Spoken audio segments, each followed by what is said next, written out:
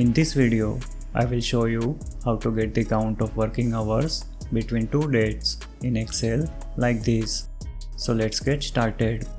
Here in this Excel sheet, I have some start and end dates in these columns.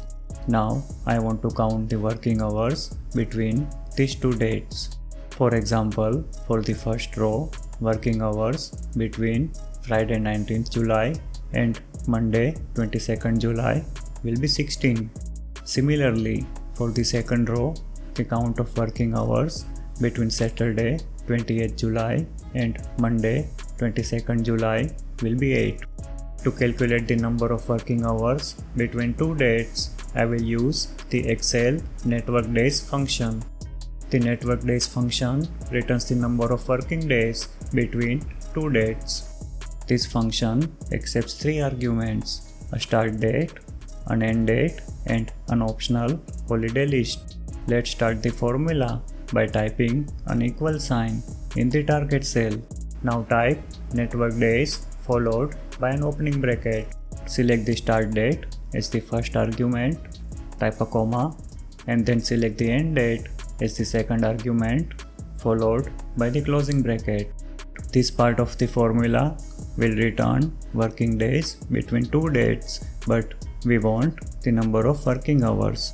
So I will multiply the working days by 8, assuming there are 8 working hours per day. In some countries, working hours per day is 9, so in that case, we need to multiply the working days by 9 to get the number of working hours. Hit the enter key to complete the formula.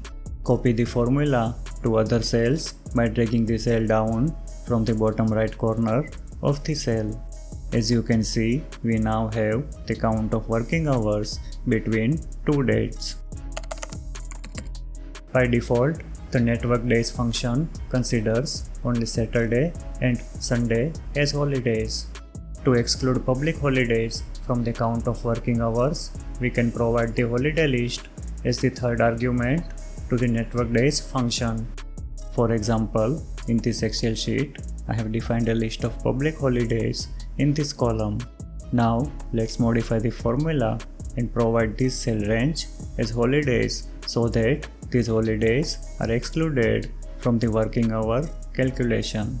Also, let's make the holiday range reference absolute using the dollar signs so that when we copy the formula to other cells, it does not change.